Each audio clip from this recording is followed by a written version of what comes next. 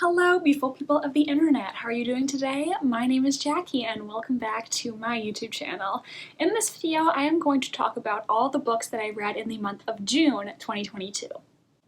In June, I read 7 books for a total of 3,007 pages. So this is the month where I read the most pages so far this year. It's the most productive month I've had. However, my average rating was only 3.28 stars, which is the lowest average rating I've had all year. I had a lot of 3-star books and one book that I really did not like, so let's dive into what I read in June.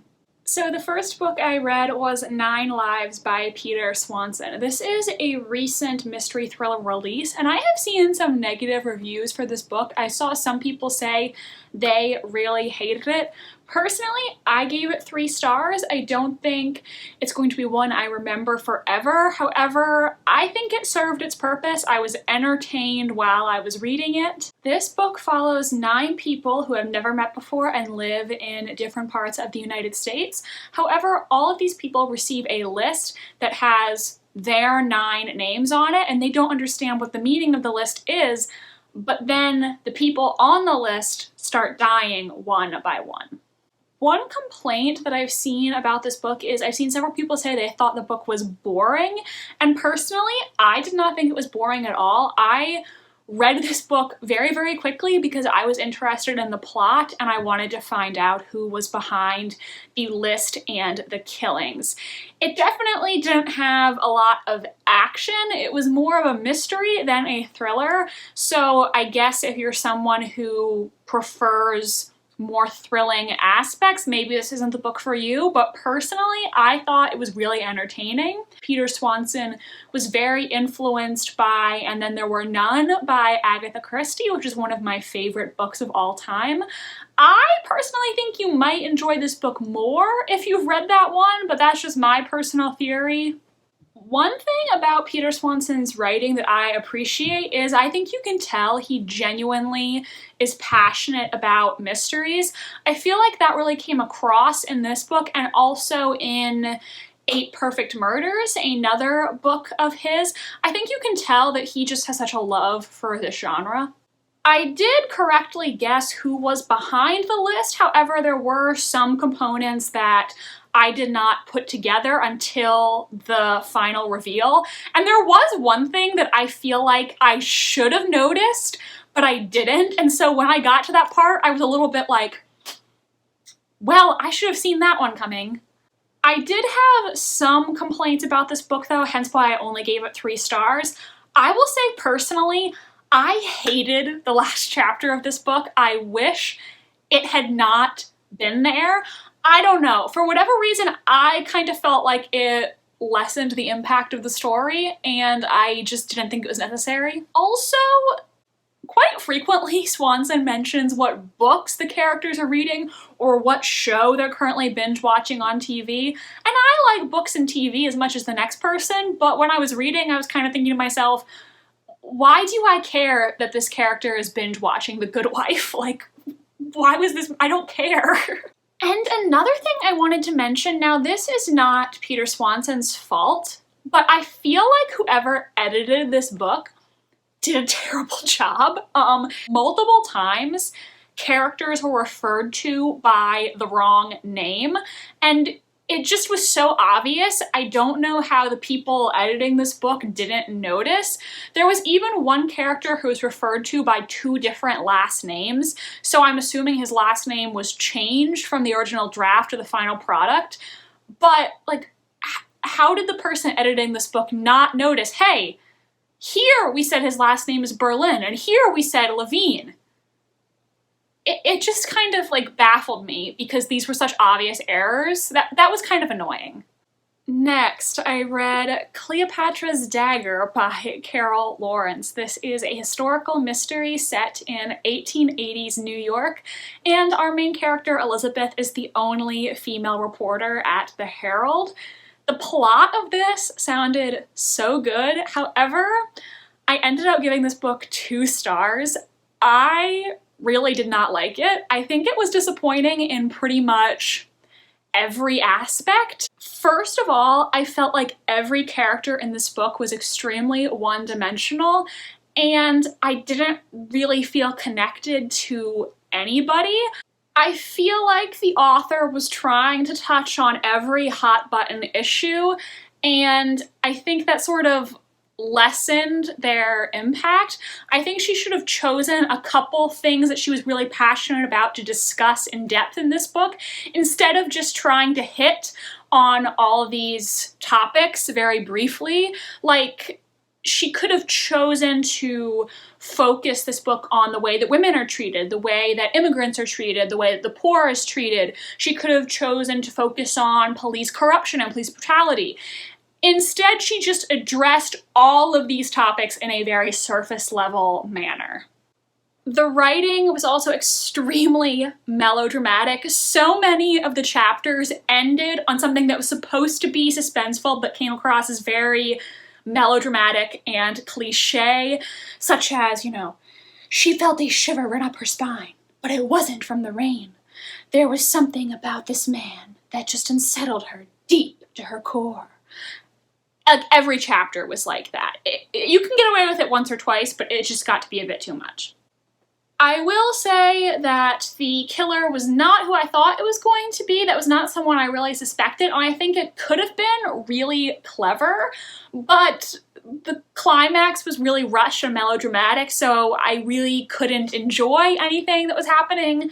There was also a bit of a romance in this book that was so underdeveloped, and I didn't even understand their connection or how the author expected me to root for a relationship that was not developed at all. So yeah, you can read my full Goodreads review that I linked in the description. This book was bad. This book was really bad. I'm disappointed. Then I read The Devil in the Dark Water by Stuart Turton. I did not enjoy this as much as the author's other book, The Seven Deaths of Evelyn Hardcastle, but I still enjoyed it overall. I gave this book 4 stars. The Devil in the Dark Water takes place in the 1600s on a ship bound for Amsterdam. Imprisoned on the ship is Samuel Pepys, the world's greatest detective, who is scheduled to be executed upon arrival in Amsterdam for a crime that his loyal friend Arndt Hayes believes he is innocent of. Arndt wants to prove that his friend is innocent, and while everyone is traveling on this ship, strange things start happening, strange things that might be the work of a demon. So really, this book is about the strange occurrences on this ship. Are they the work of a demon, or is it something more human at work here? There is a murder that takes place later on in the book. I found the writing really gripping and ominous. I was definitely intrigued throughout.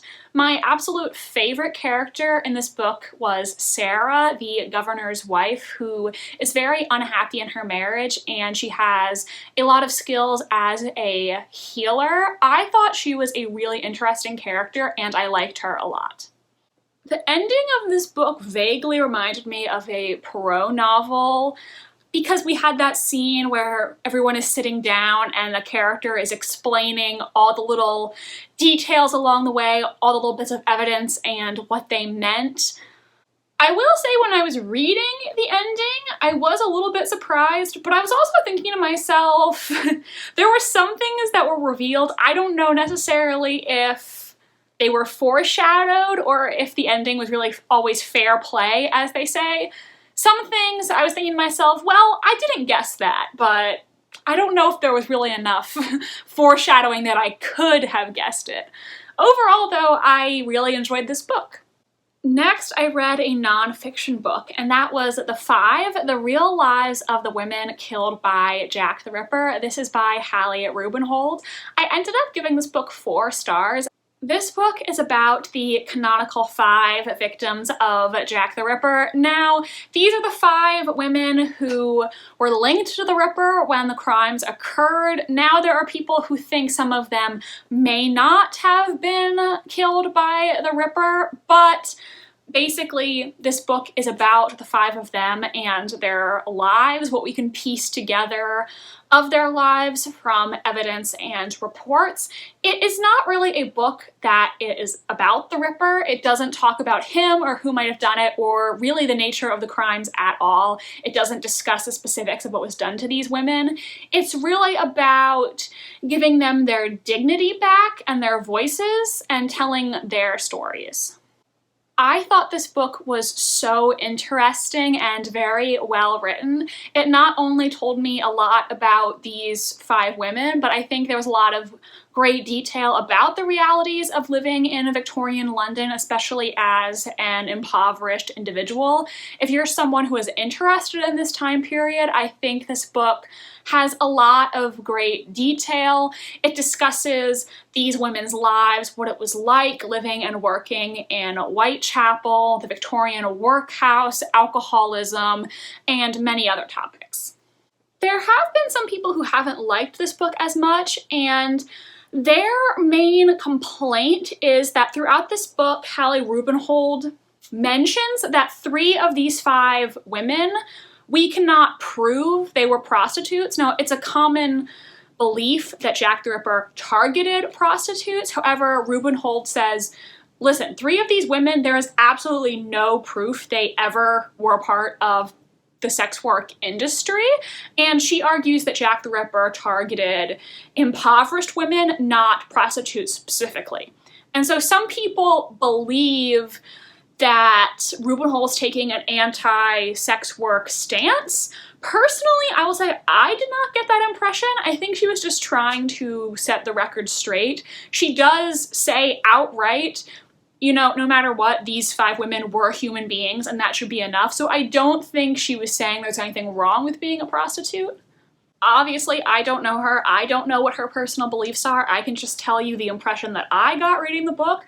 I think her point was that in this time period, women were expected to act in accordance with very strict social regulations, and any woman who doesn't adhere to that faces a lot of judgment. And she was kind of making the point that the police assumed they were prostitutes just because of their impoverished backgrounds and living situations, and that the press also really sensationalized these deaths to attract attention and generate sales, so that there have been a lot of falsehoods.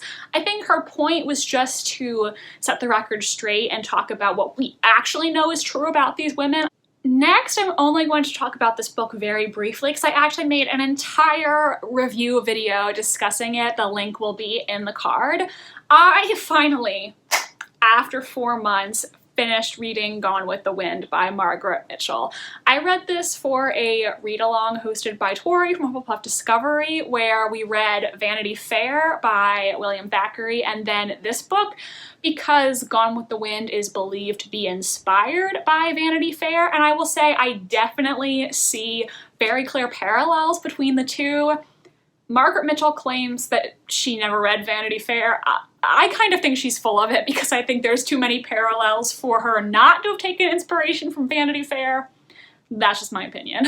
This book is a really hard one to discuss succinctly, hence why I made the entire review video. If I had to give it a rating, I think I would give it 3 stars because there were parts of the plot that I really enjoyed.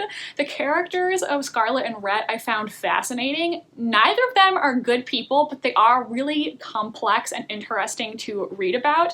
However, this book is undoubtedly and horribly racist, which is something that I just could not look past, and it negatively impacted my overall enjoyment. It was very disturbing to read.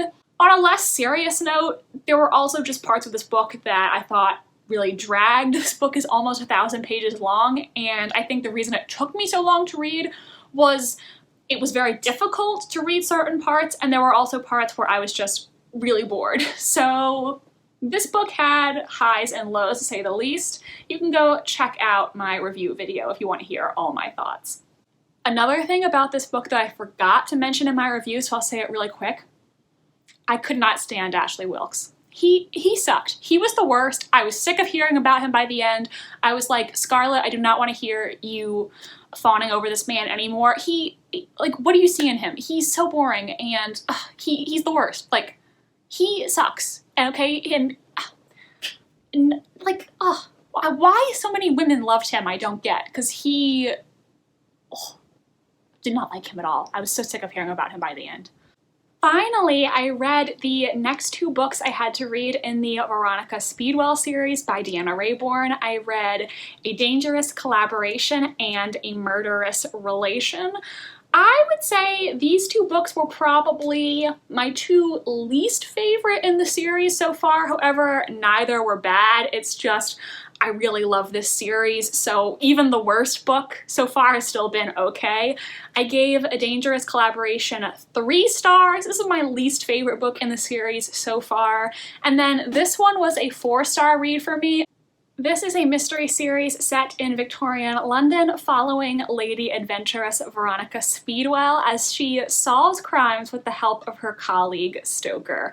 These two are amazing characters and I ship them together so hard. Their interactions are amazing. In A Dangerous Collaboration, Veronica and Stoker end up attending a party hosted on a remote island off the coast of Cornwall. Stoker's brother Tiberius has asked Veronica to pose as his fiancé at this party hosted by Malcolm Romilly, and it soon comes out that Romilly has invited the guests here because he wants to find out more about the disappearance of his wife Rosamond, who vanished without a trace the day of their wedding several years ago, and he believes that she was actually murdered.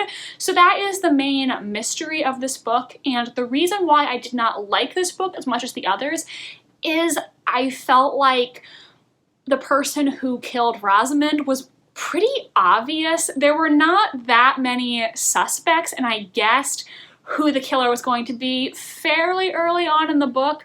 I feel like there should have been more characters invited to this party with some more red herrings because it just seemed pretty straightforward to me. What I did like about this book is there was a scene towards the end that just made my Veronica and Stoker shipping heart so happy. It was also interesting to learn more about Tiberius, his past, and why he is the way that he is. But because the mystery was so disappointing, this ended up just being a 3-star book for me. Then A Murderous Relation. So this book takes place at the same time as the Jack the Ripper killings. And I'm so glad that I read this book the same month I read The Five, because this book mentions some of the points that you see in The Five, so it was super interesting to read them so close together. Prince Albert Victor, the future king of the United Kingdom, they all think he's the future king. Obviously, as a 21st century person, I now know that he actually died before he ever got to become king, but that's besides the point. He is embroiled in a potential scandal in the making because Prince Albert Victor has had a relationship with a madam at one of London's secretive high-class brothels, and so Veronica and Stoker are enlisted to prevent the prince's relationship with Madame Aurore from coming to light. And at the same time, Veronica and Stoker begin to suspect that something is up with their friend Lady Welly, and it turns out that Lady Welly thinks that Prince Albert Victor might be behind the Jack the Ripper killings. The Prince Albert Victor was Jack the Ripper conspiracy theory is one that has gained some traction. I think there's absolutely no basis in fact for this theory, and I would assume Deanna Raybourn feels the same as me. This book was an interesting one to read, and I think it was still really fun. It does, I think, lean more into thriller than mystery, which is a bit of a departure from this series. So during the course of Veronica and Stoker's investigation, a murder takes place at Madame Aurore's brothel, and we find out who is behind that murder like 50% of the way through the book, and there's no other twist coming. That is who the killer is.